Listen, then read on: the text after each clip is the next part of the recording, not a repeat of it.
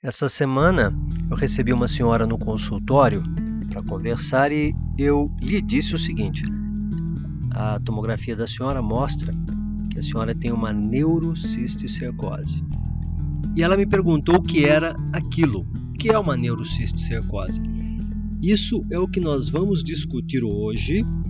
Você vai aprender o que é cisticercose e neurocisticercose nesse vídeo muito interessante de domínio público que foi feito pela FAO, que é a Organização das Nações Unidas para a Alimentação e a Agricultura. Vamos aprender um pouco sobre a cisticercose, porque ela é uma infestação muito comum em nosso meio. Essa é a Taenia solium. Ele é um parasita bem achatadinho. Ele é chamado tecnicamente de Plateuminte, que é justamente isso, que é este verme achatado. Ela causa dois tipos diferentes de apresentação clínica. Ela pode apresentar-se como teníase, que é a presença de uma tênia adulta no intestino delgado dos seres humanos, e ela pode apresentar-se também como cisticercose, que é a presença dos estágios larvários nos porcos e nos seres humanos. Nos seres humanos, a cisticercose pode afetar várias áreas, mas ela tem preferência por músculos pela região subcutânea, embaixo da pele.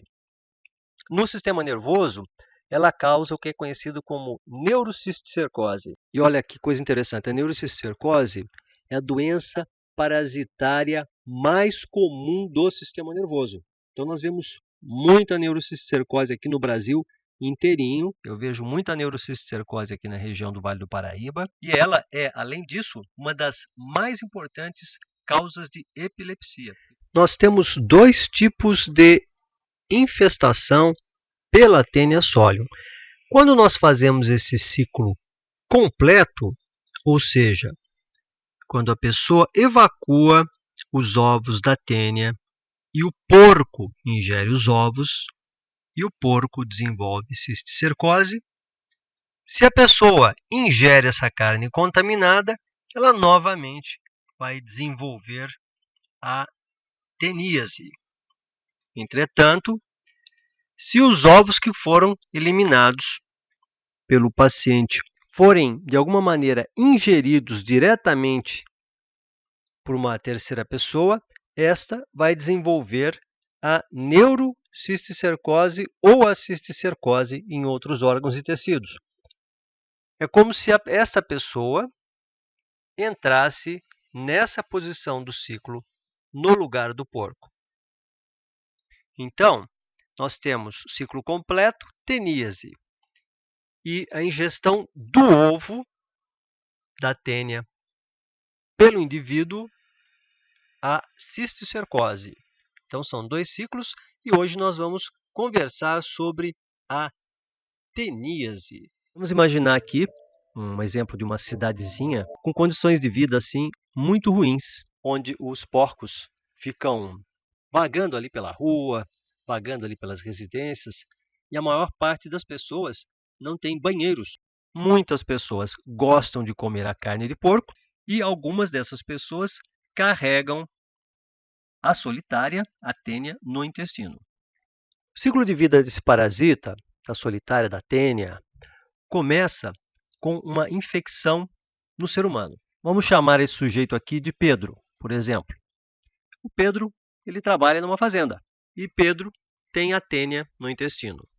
Essa tênia, ela pode medir metros de comprimento. E é por isso que é chamada de solitária, porque um intestino, devido ao tamanho da tênia, ele comporta só um parasita. É diferente, por exemplo, das lombrigas, do Ascaris lumbricoides, que você pode ter uma infestação muito grande com muitos parasitas. No caso da tênia, você tem apenas um parasita no intestino, por isso que o nome é solitária, né? Os ovinhos microscópicos estão espalhados nas fezes do Pedro, prontos para infectar um próximo hospedeiro. Um micrômetro é 1 milímetro dividido por 1000. Se você pegar essa distância de 1 milímetro dividido por 1000 e somar 43 pedacinhos iguais, você vai ter o tamanho do ovo. Então, ele é um ovo invisível.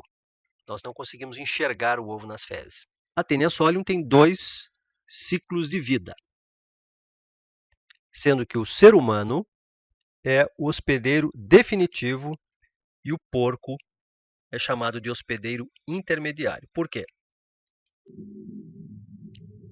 O Pedro, ele não tem banheiro em casa. Então, como ele evacua na rua, terreno baldio, em qualquer lugar que ele encontra, o que acontece? As fezes secam, aquilo se dispersa no meio e junto com as fezes, os ovos das tênias também. E nós sabemos que nessa comunidade de Pedro, os porcos, eles andam pelas ruas. O porquinho fica ali, comendo lixo, fica ali chafurdando no meio daquela sujeira toda. No lixo, o porco vai ingerir os restos das fezes de Pedro, que tem os ovinhos da Taenia solium. Os ovinhos microscópicos chegam no estômago do porco e eles vão descendo para o intestino delgado, se rompem e liberam o que a gente chama de oncosfera.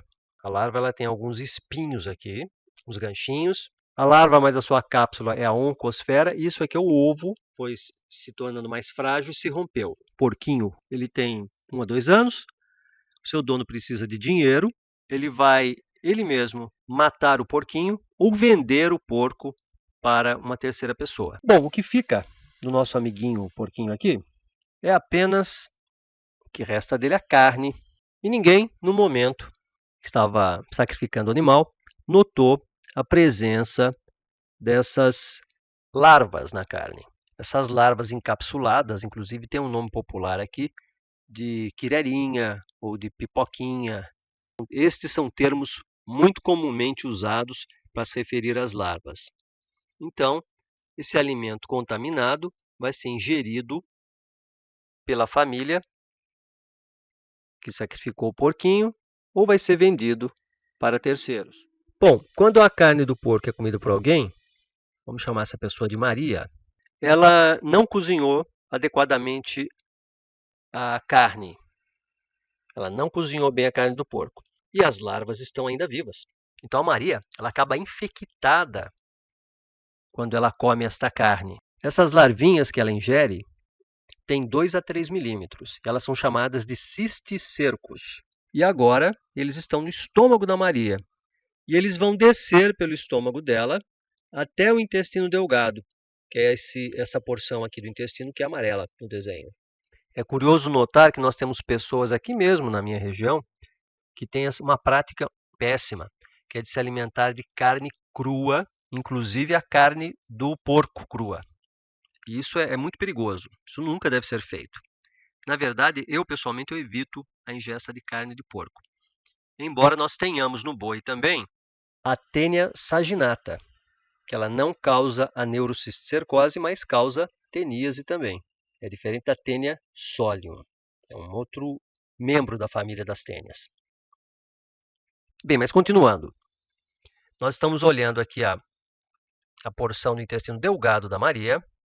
O cisticerco se rompe nessa região e a cabeça da tênia sai de dentro do ovo.